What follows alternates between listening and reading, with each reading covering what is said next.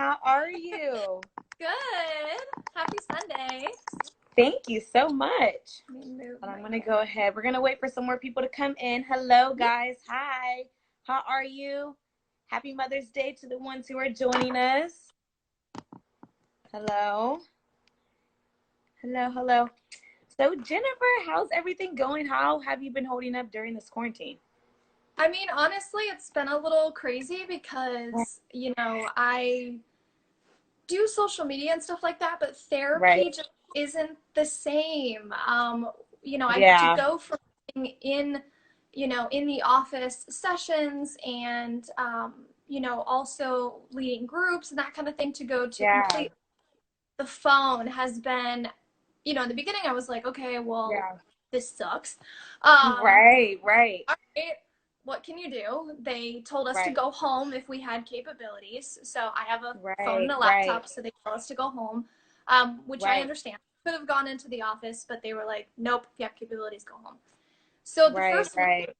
the first week, I'm not It's gonna kind of lie, crazy. I called my mom like after the first week, just because like a lot of my clients are older adults, so they Right. Right. don't do well with isolation Right. sometimes. So Right. especially if they have schizophrenia or depression or PTSD, Right. that like Right. adds to their symptoms. So Yeah. just FaceTime Absolutely. my mom the first time, and I like burst into Yeah. tears, and I was like, like Girl, I what am bet I? it's How am I gonna help them over the phone? right. So Right. It's been such a crazy transition. And it's crazy yeah, because I feel like, and we're gonna go into the interview later, but I always just, when conversation's so genuine, it makes it easier to transition into things. yeah, Um, but what I was gonna say is that it's crazy how like a lot of the media you're seeing nowadays is like sharing, still like the basic stuff, like the symptoms of coronavirus and like yeah. what can you be doing during this time, which is all very informative information. But Hmm. I feel like we need to really shed light on people who are really like mentally struggling during this time and really be able to Yeah. provide them with more resources. I'm not going to say I haven't seen anything at all because I can, but I also know some people who are just really having a hard time during this time that, they feel like there's little information or little support out there. So, Hmm. once again, you guys, we're going to get more into this. But I'm so glad that you Yeah. brought that up because even as a Thankfully, therapist, I know you thankfully guys are now struggling right now. fast forward to 2 months, and thankfully Yeah, they're all stable now. So I'm like, right. Thank in the God. beginning it was Thank really God. hard, but now they're all stable. Yeah. So Yeah, for sure. I know that I heard, and correct me if I'm wrong, sometimes it takes like, I'm sorry, I have a big it's old okay. dog that one. He's security every day. Hey, Nev. Aw. It's okay. Um, they say it usually takes like 30 days to kind of like adjust to your Yeah. situation. Yes. So knowing that we've been in this for so long, it is good to know that, there is that time to become adjusted to the new lifestyle. Yeah. Yeah. It So, definitely. I mean, and people think like, oh, she just wants to be interviewed too, or is it he? it's a he. It's a he. He must He wants all so the attention. right.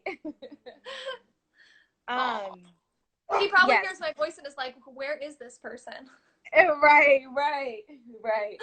No, it's okay. Oh, Well, thank you so much, everyone who is currently on. I know that more people are going to be joining in throughout the time, but for some of you guys may know, I do this every single Sunday called In Heels Making CEO Moves, which is a web series that I started back in LA. And now, since we are quarantined, we are taking this to IG Live every Sunday. So thank you so much for the new people. Thank you so much for the people who just continue to support.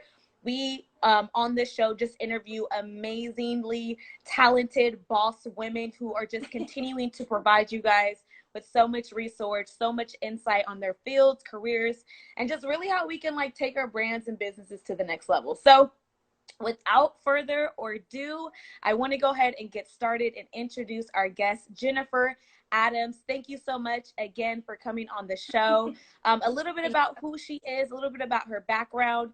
She is a full-time associate marriage and family therapist at the Department of Mental Health Agency near Los Angeles. There, she supports individuals with mental health and wellness.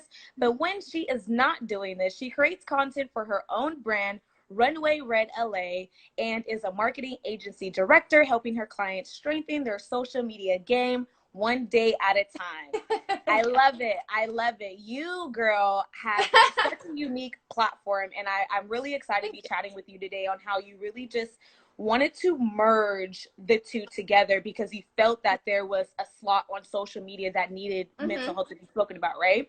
So when you created this passion for journalism and psychology back in college, and what you kind of did to fulfill them both is, once again, you combined the two, right? So here you are, you're making an impact on social media and mental health. Where in the process did you realize that there was an actual need to mesh the two together? I kind of reiterated that first part, but in your own opinion.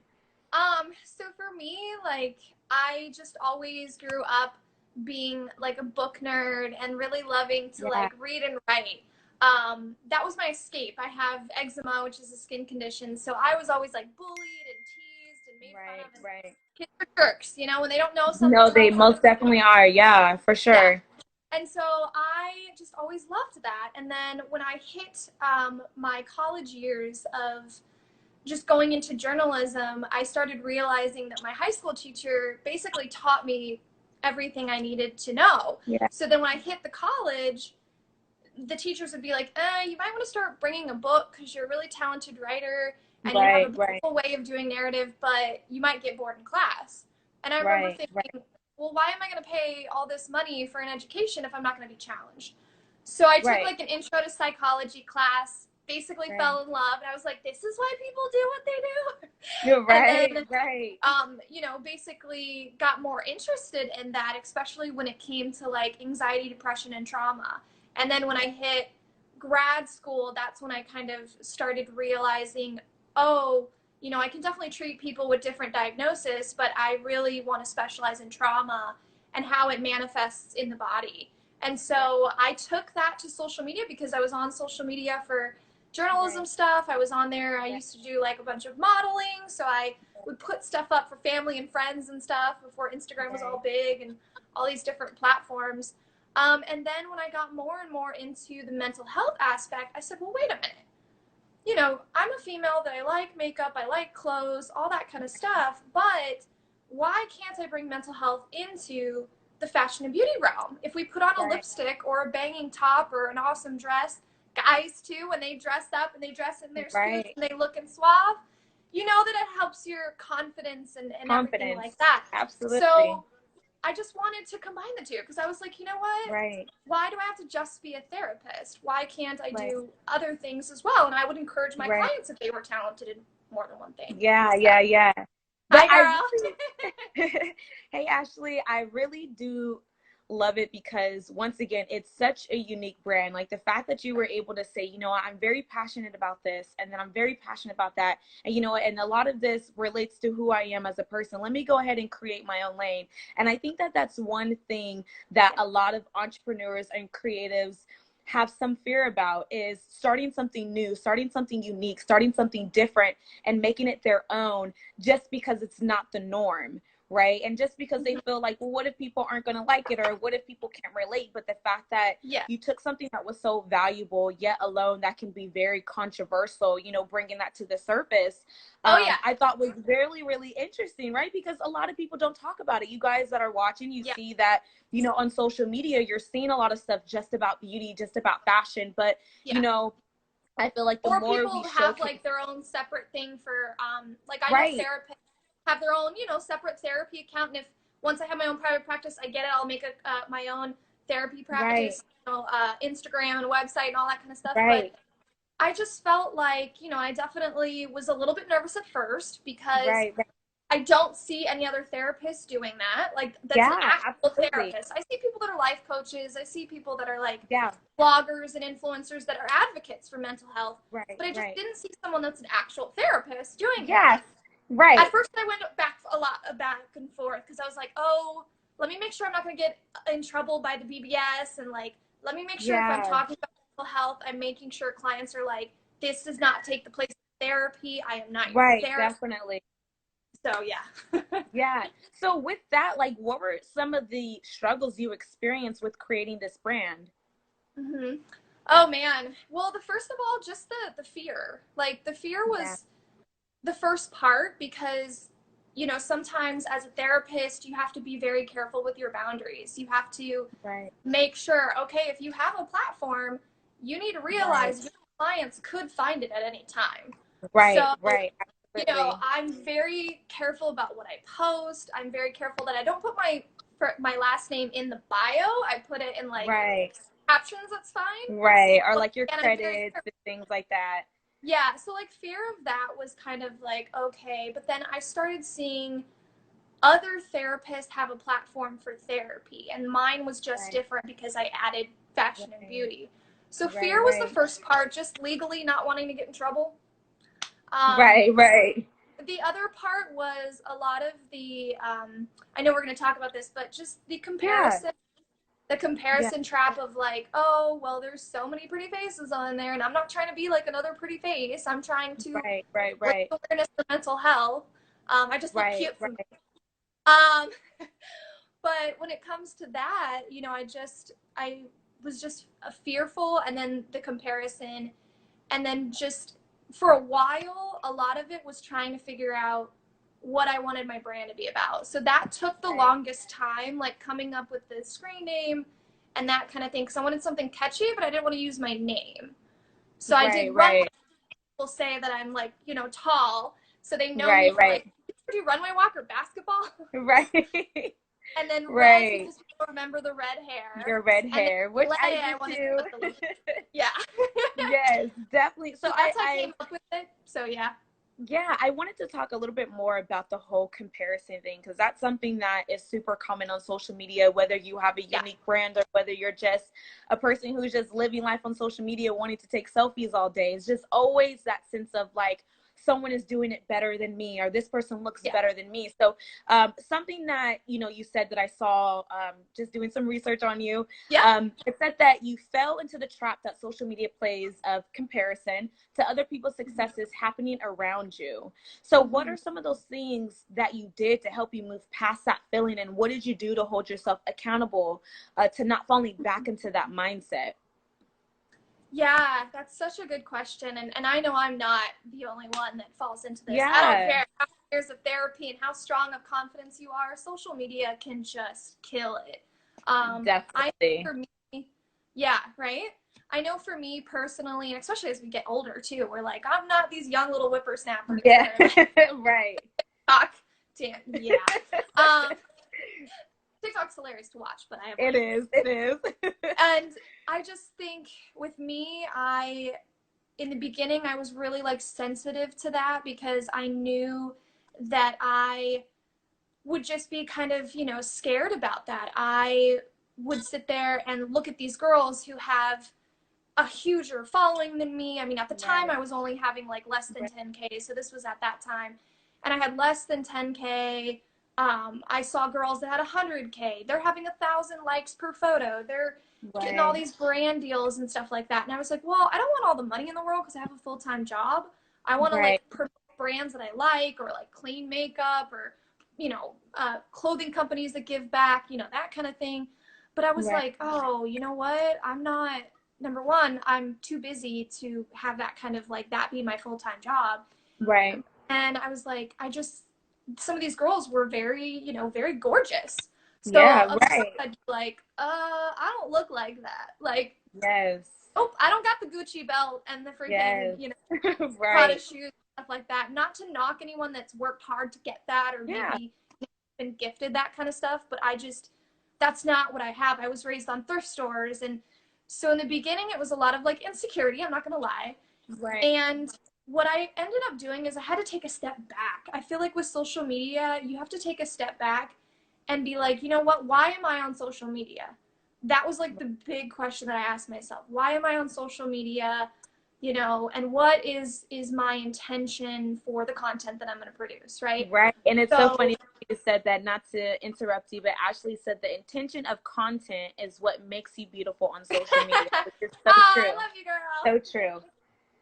Yeah, and so you know, I had to take a step back when I first started, and Yeah. I was like, okay, what are you wanting to do on social media? Everyone can get on Right. social media, it's fine. What are you wanting to do? And I was like, you know what? I want to share that I'm a therapist, yes, but I've been through a lot of things in life, and Right. I want people to not feel alone. Like when I was Right. going through my own mental health struggles, even when I was a child in 8th grade, there was no anti-bullying campaigns. There was no Right. mental health awareness movies and campaigns and platforms, and there was none of that. And now it's turned into obviously cyberbullying and all that other stuff. But I just wanted people to know that they weren't alone. So I was like, okay, how do I translate that to my content, right? I don't want to just post a bunch of pretty photos of myself, that kind of thing. Right. Right. Right. Right. So what I ended up doing is I ended up being like, okay, if I'm going to share a picture, I want to have people come away from my platform feeling inspired and not Yeah. feeling alone and feeling like the stigma of mental health or the stigma of being a woman or the stigma of being an influencer. Not everyone fits into that Right. box. And so Right. I just wanted I wanted a safe space for people to come. Yes, I'm a therapist, so it's like the benefit of that, but I wanted them to feel safe and just Right. heard. That's the same thing I do with my therapy clients. So that's why I wanted to translate it. And I definitely have Right. had to take breaks. I've had to take breaks. I've had to get off. Like if I feel like I'm scrolling and I'm seeing everyone and every, thing Making you doing feel the a best little weird. life. Right. Yeah, Right. we've No, got the absolutely. houses and everything, the Yeah, houses and the no, definitely.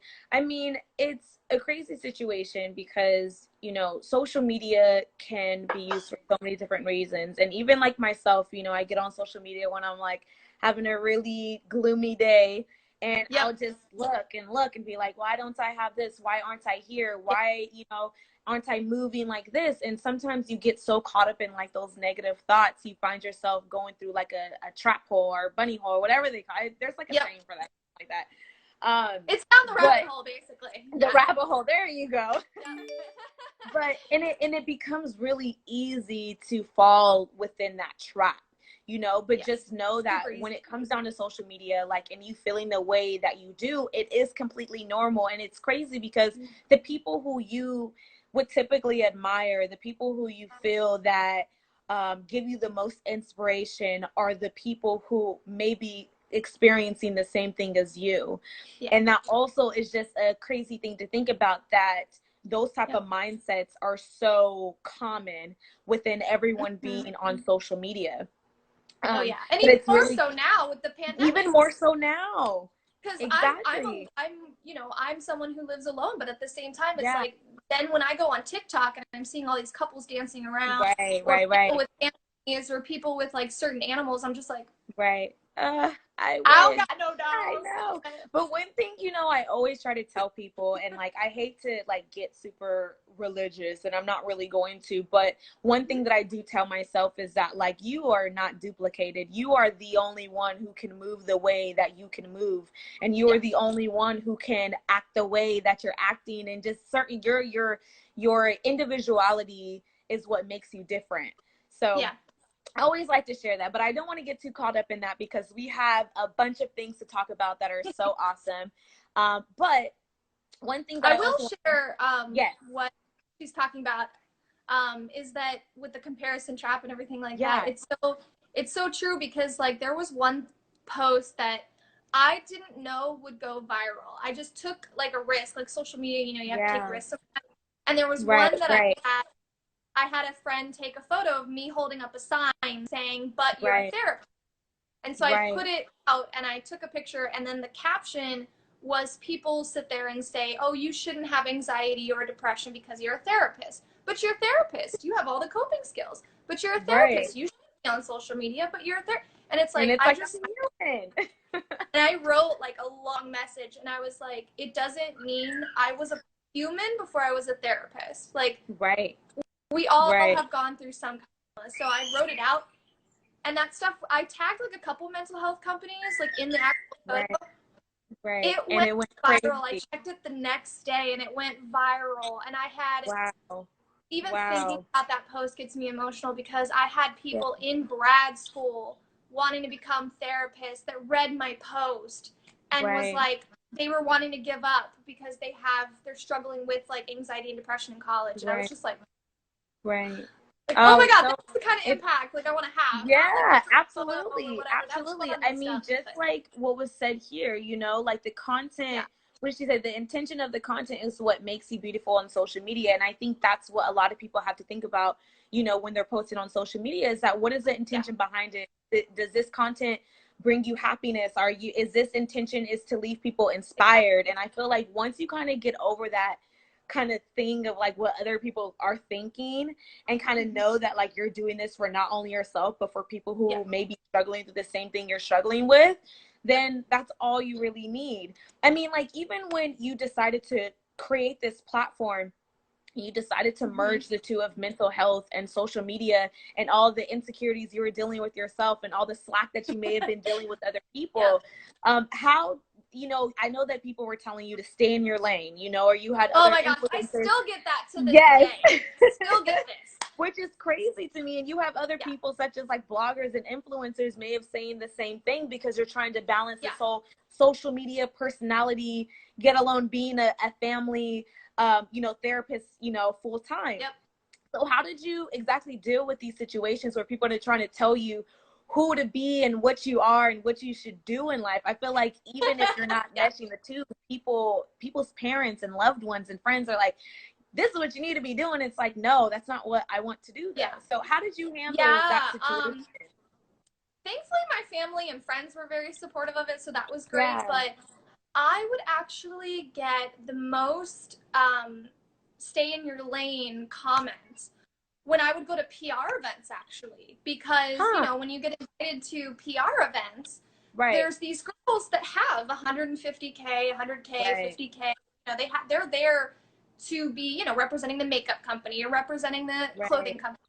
And here I come, and they're asking like, oh, like, are you an influencer too? And I'm like, yeah, but that's not what I do full time. And like, you know, I have a business, yes, but that's not what my full-time job is. And then they'll ask like, what's your full-time job? And I'll be like, actually, I'm a therapist that specializes in trauma. And then they'll be like, why are you here?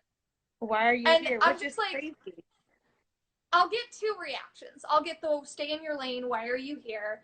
You shouldn't be here, that kind of thing. I've heard that from several people. I actually had my brand attacked a couple years ago because a couple girls just tried to find dirt on me, found nothing, and they like twisted things, posted my social media. I mean, I had to go block everyone, which was funny because I would see them at events and they'd be like, oh, she is here. Which is crazy. You know what, really quick, I just want to clarify something. Because even in my field, some people consider me as an influencer. I personally do not consider myself as an influencer. I consider myself as a blogger. However, I don't get offended if someone says that I'm an influencer. But I want to just take the time to really break down the difference. This has nothing to do with the show. But I just like influencer, content creator, blogger. Yes, they are very different. To be an influencer is to have influence behind your brand. It's to have influence behind your content. Now, sometimes that word can be misconstrued, or sometimes that word can be misunderstood, because a person who just posts pretty pictures about fashion or about just their lifestyle is considered an influencer. However, a person who doesn't do of that such in that norm can still be considered an influencer if they're having some type of impact, they're having some type of inspiration that's being created behind their content. Now, being a blogger is simply having a platform and you blog about a certain genre. So Jennifer, you are very much an influencer because you have an influence behind your brand when it comes down to mental health, in addition to all of your other things. So I just want to clarify that. I'm sorry to interrupt you, but no, I don't mind it. I think I've had to educate a lot of people because when I first meet them, I don't like to tell them that I have an Instagram at first, because I kind of like it to be like this like little present that I have. Like, oh, by the way. And it's like, oh, yeah, I created this. But, you know, and it's kind of funny because, when going back to like PR events, I'll get to stay in your lane. Or what's really precious is that when I've been able to go to PR events and I meet these girls who are supposed to be there for the brand, and they have social anxiety, they have depression, they have past trauma, and they're trying to figure out like, oh my God, you're a therapist. Like, I've been having anxiety, like coming to these events. What do you suggest? Like, and so I have to say like, I'm not your therapist, but these are like the tools that might help you, like some grounding techniques or that kind of thing. And that's been beautiful. Like, that's when it's like, you can meet the other people. But I had to honestly, in the beginning, I took it a little personal.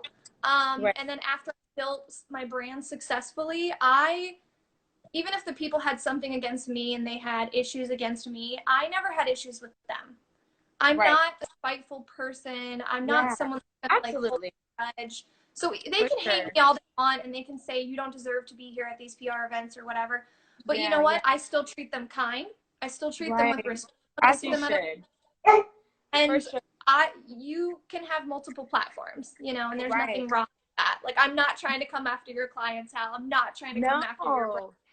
Like I mean, relax. to be completely honest, I always say that with social media, it is such a huge, huge, huge space. We have Yes. millions and trillions of people who are popular on Yeah. Instagram. We have millions and trillions of people who talk about the same thing, but Mm-hmm. it is okay. And I think that when it comes down to, starting a brand on social media, like it's always good to do your research. However, like Yeah. that's what makes you different. So I'm glad that you were able to kind of look at it and be like, like regardless of it all, like I'm still going to do me. I'm still going to be me. I'm Yeah. still going to, continue to focus on my very unique brand. And I think that is the best part of it. So Yeah. thank you so much for sharing that. Yeah, of course. And knowing that, like, if you're going to create a platform, like, no one really talked Yeah. to me about this before, but especially being in, like, LA and just the Yeah. kind of culture that there is here, no one Yeah. really told me, like, when you've made it, you have haters. Right. And so when my brand was attacked, like, I remember calling my mom and just being like, oh my God, they're saying such horrible things on the internet. Like, Yeah. I'm literally having people message me, like, horrible Yeah. things. And, like, Oh I my kept God. everything because I contacted Right. lawyers and everything. And I was just like, oh my God. And then it was just so funny because my mom's like, well, you know, you've made it. You've Right. got haters. And You she's like, made it these when girls. people start coming after you with Yeah. the most randomest things. And my mom was like, do these girls know you? And I'm like, no. And they're like, No. oh, you've made it then. You made it. I mean, like, people are gonna have something to say to you, regardless of whether it's Yeah. good or regardless of whether it's bad. Like that's one Yeah. thing that I learned is like people start to nitpick everything that you do, and it's like, Yeah. can you see that I'm really doing something good here? Like that's all I wanted you to see. Yeah, and I know that it's also like not to talk bad about someone, but it is one of those Yeah. things when people feel threatened or that their own insecurities Yeah. kind of come up, they get threatened by someone like me because I have such a non-agenda. I have Right. such Right. big light and big love for people, so it's understandable Right. that I act because they think Right. I Right. have ulterior motives, and I don't. It's like, Right. honey, I work Right. full-time as a therapist. I'm not trying to do blogging full-time. Right. Right. I enjoy it. I enjoy the business that I've created and the brand that I've created, but that's not like my, Yeah. So. No, I love definitely. your mom's insight. Thanks, Amanda. Yeah, I was gonna My say mom's someone said they love your mom's insight. That's some really good insight because it is so, Yeah. so very true. So I want to go ahead and shift gears here a little bit. And today is Mother's Day. Once again, happy Mother's Day to all the mothers who have joined us, to all the mothers who are currently watching. Today is a very, very special day for us. And in lieu of Mother's Day, I want to really get real with this next topic because I really do feel that like this next topic is something that isn't necessarily spoken about in the community, isn't necessarily spoken about on social media within motherhood and things like that. I feel like even a lot of people don't necessarily get prepared. They can't really prepare for it. And I wish that sometimes thinking back, like I wish that someone would have warned me that this could happen. So especially with you being a therapist, I would love for you to really share some insight on like postpartum depression, postpartum anxiety. For some of you guys who may or may not know my story, I know I don't really share too much of my personal life on social media, but I experienced postpartum anxiety that was this close of going into depression, but with lots of love and support, I was able to get back on my feet, get focused, and here I am today. So I want you to really like share some insight about just what that is, what the causes are, and then we can kind of like trickle down to the other questions. Yeah. So postpartum depression is something that ends up happening mainly due to a biological component. Yeah. Of course, when you are, creating another life, I know I'm not a mother, but of course, I've done all the research helped mothers and stuff. Just want to Right. preference that for people who are like, Right. but We want you don't have to we be a want to mother get to your get it. therapist perspective. Yes. So with that being said, a lot of what ends up happening, and I even asked my own mother about this because I was like, if she like ever went through something and that kind of thing, and I'll share what she shared with me because she's said it's okay. When you're raising, you know, a child in the womb, the biological components that end up happening are not just towards yourself anymore. They are towards another life. So it's, you know, obviously everything you're eating, your stress level, you know, just any other biological component, if there's like health issues that run in your family, all of that is already happening in the womb, right? So then when you give birth to a child or children, that chemical component then shifts again because your body is recognizing that they definitely, now you've had the child, but now your body is trying to go into the healing zone, basically, trying to heal you up, not only from the inside, but also mentally. So what ends up happening is sometimes like even the levels of like serotonin and different things can just be knocked off. So with that being said, again, when you are going into childbearing and everything like that, the levels in your brain are focusing on the child, not always you. So there's like that disconnect sometimes biologically that happens. So with that being said, what postpartum depression looks like afterwards is you can have, I mean, it can range in symptoms, but usually you can have issues connecting with your child, issues even being able to try to breastfeed. You'll have lack of motivation. You'll just feel like you're in this sense of fog, this sense of like you can't really think. You might want to be sleeping all the time. You might not be eating as much. You might lose weight. Those are usually the common symptoms, but everyone's is kind of different on this spectrum. So a question for you. This is a question from my friend Kiara. Kiara said, so can you transmit your depression over to your child while you're creating them? Okay. Yeah. So while you're pregnant, right? Yes. Yes. So here's where I get kind of a little curious because I've done research on like, okay, for instance, I've done research on trauma when people who have gone through World War I, can they pass it down to their children, that kind of thing. And a lot of the research does say that you can. However, with depression and anxiety, yes, you can give it to your baby when you are pregnant and that kind of thing. However, your child, because I know a lot of parents worry like, oh my God, if I have depression and anxiety and I'm pregnant, I'm going to give it to my kid. Here's the thing. In today's kind of culture, depression and anxiety, I'm not trying to say this like in a joke, but depression and anxiety is going to happen. So the thing that you can do as a mom, though, while you're being pregnant, is the only thing you can control is try to work on your own mental health, try to work on creating an environment that can hopefully calm you down while you're pregnant, whether that's chilling in a bath for a little bit, whether that's reading a book, whether, you know, coloring stuff, you know, anything like that. You kind of want to try to create that because on the flip side, even though you're worried about that, on the other side, it's actually going to make your child stronger if they are experiencing some of the depression and anxiety. It's not to say that your child will come out, you know, having issues. There's been So do you think it's one of those things where it makes them talks about that yes, depression and anxiety get passed down, but it's really, really, really toxic.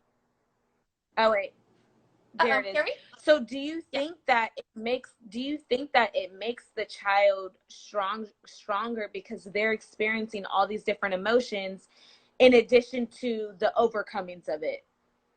Is that what I'm kind of understanding? Okay. Yeah. So that can end up happening. Like, for instance, there was this mom that I gave, because I like to give examples. There's this mom that I was counseling that unfortunately went through a lot of domestic violence when she was pregnant.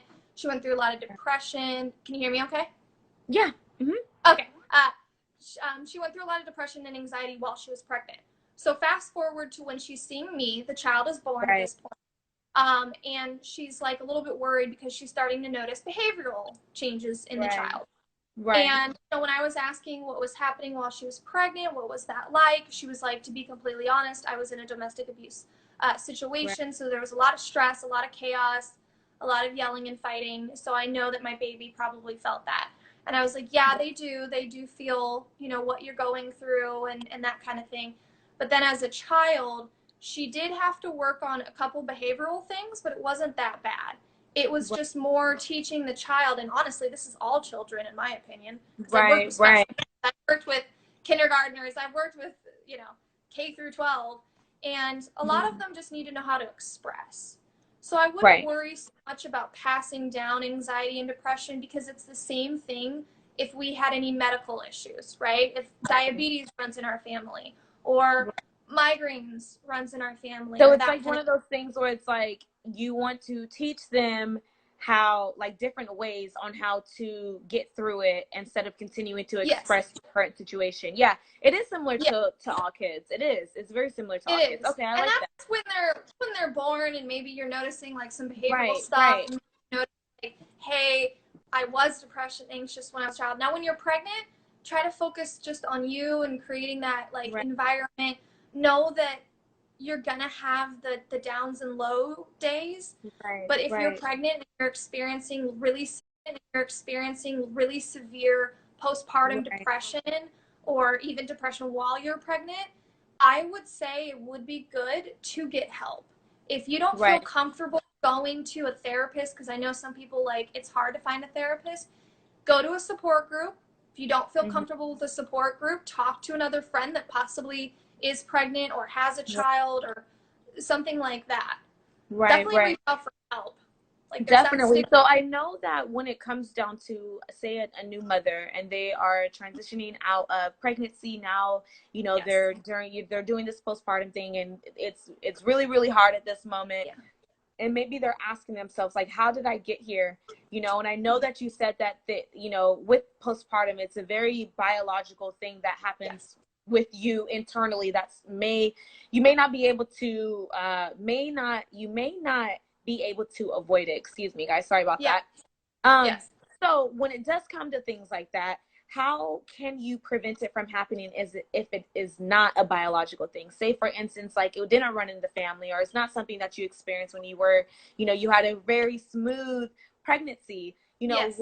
How can you avoid something like this mentally? Or, like, is there something that we can do so that it won't get worse? Yeah, I personally think, in my opinion, especially because I have a lot of girlfriends who, have just had like their first baby, or they're having like their second child, and there's a Yeah. lot of shame that I hear. I keep hearing a lot of shame, and I know that'll probably definitely happen for me when I go to have kids, but and I've even talked to my mom about it. Like, Mom, how did you feel when you were pregnant? How did you feel Right. afterwards? And my mom did say that she experienced a lot of depression. Yeah. Me and my older brother were both big pound babies. So she Yeah. did gain weight. But then when I Right. asked her during her pregnancy, did you take care of yourself? Like, did you do anything? She said no. And Right. so what I think is beneficial, if this stuff doesn't like run in your family, and then all of a sudden maybe you're experiencing while you're pregnant or after you're pregnant, Right. I think number one, be kind to yourself. You Yeah. are giving Yeah. life. You are literally doing, whether or not you're religious, you are doing a miracle. You're Right. literally carrying another human being for You 9 months. are. I'm all Men like can't do thinking that. back, like, Sorry, oh, it but was hard. Yeah, no, it's so yeah. hard because, like, even for myself, I'm a military wife, like some of you guys may or may not know. And so during my second trimester, my husband was gone. And Yeah. you guys know that when you're pregnant, you go through so many different emotions, so many Mm-hmm. different changes every single day. Literally every 3 months, your body That would is have been going so. to I would have been experience like something going new. crazy. Yeah, I would have Yeah, been like. it is really challenging. And so once he came back, we kind of went through a smooth transition of, the Yeah. delivery, having babies, things, having, Delise and things like that. But after that, he was home for a little bit and he had to go to work right after that. Now, Mm-hmm. he wasn't able to get that accommodated, 30 Yeah. days, 30 to 60 Yeah. days to be at home with, our child I was Yep. only granted that. And so once he left, it was yet another transition of me feeling like I had to do this by myself. And it Yes. was really hard for me. And it did take me Yeah.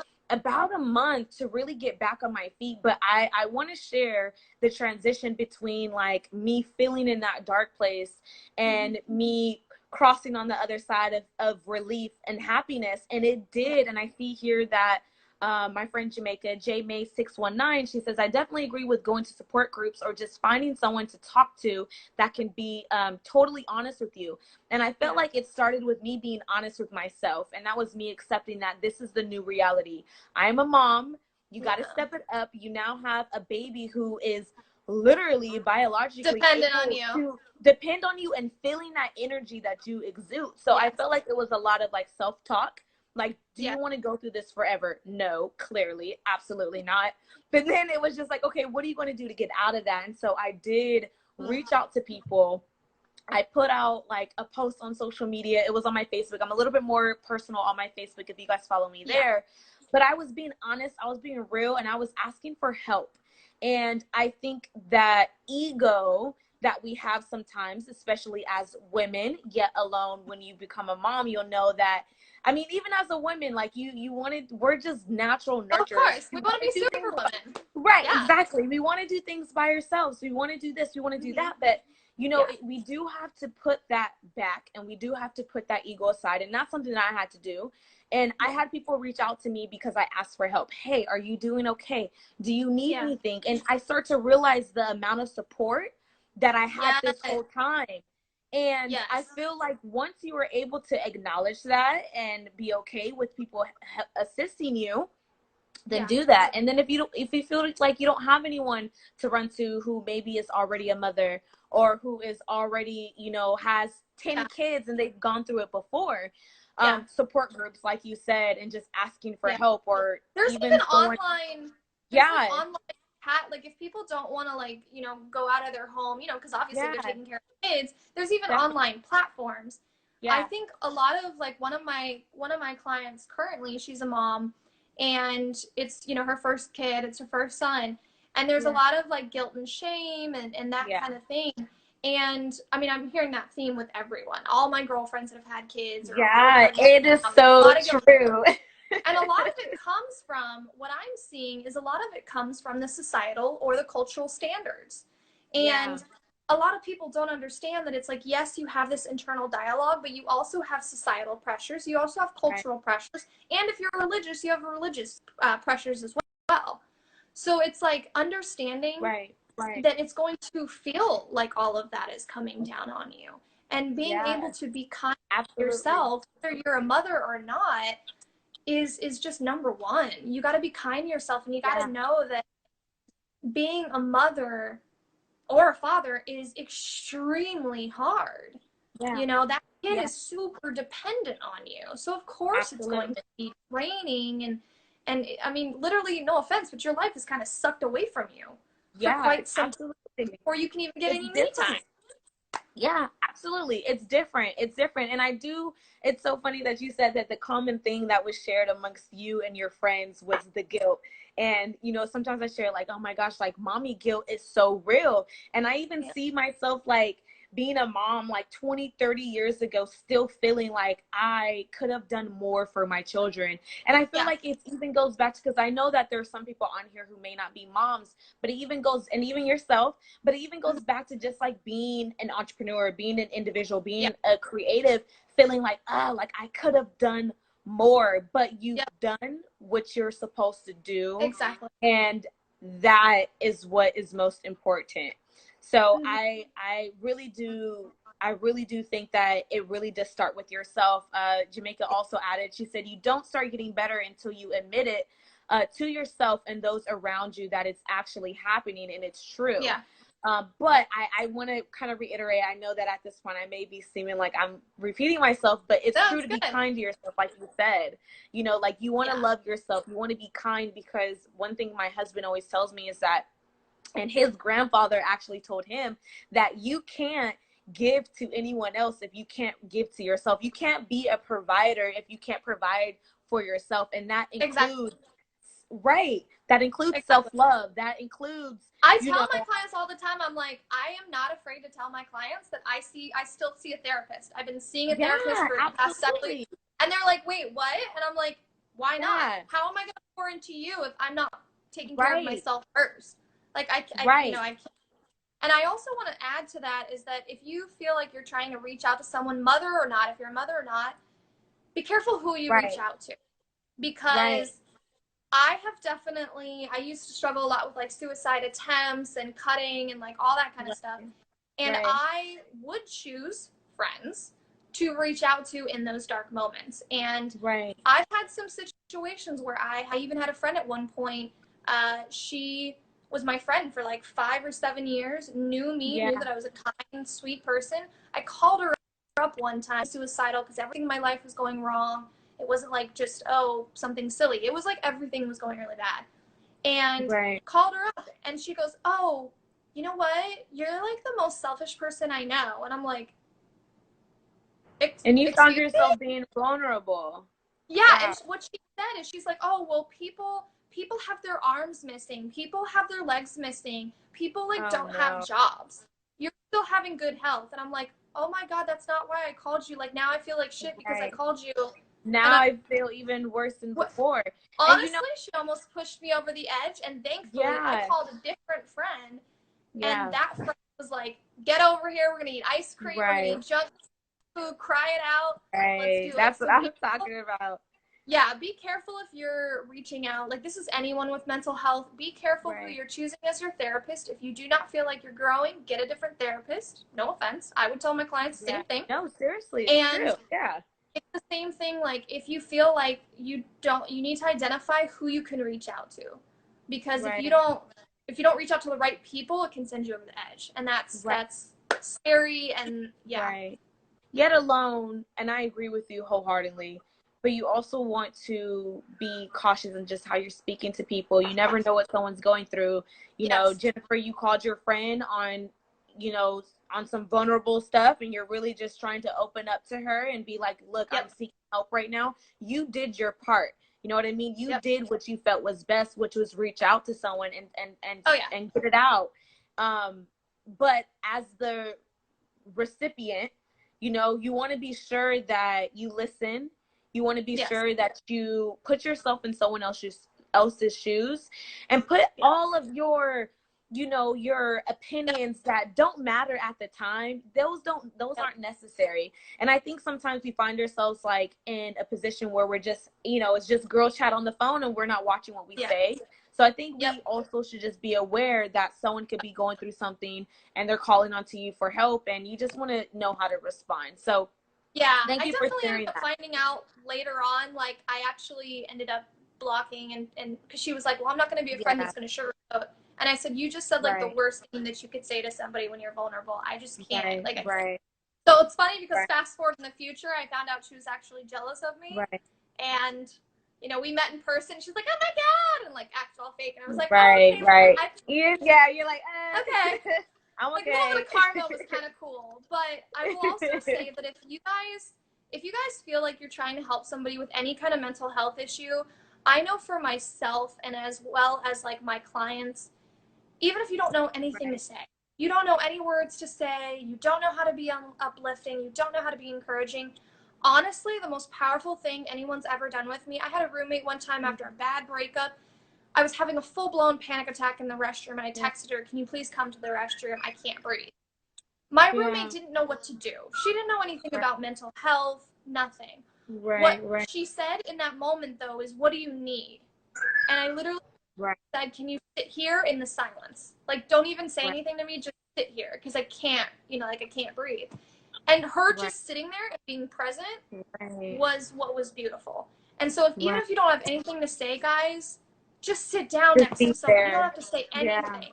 Your presence alone, just sitting next to someone, is more powerful than we even remember sometimes. I love that. I love that. Now, with someone who is in the midst of experiencing something like this, and, you know, we spoke about social media and we spoke about mental health and, you know, kind of going back to blending the two together, how can social media impact postpartum, yet alone someone with excuse me, depression and anxiety, and what are some of the pros? I want to kind of shift to more of like a lighter tone of things. What are some of the Yeah. pros that someone can be doing on social media that's actually beneficial to the situation?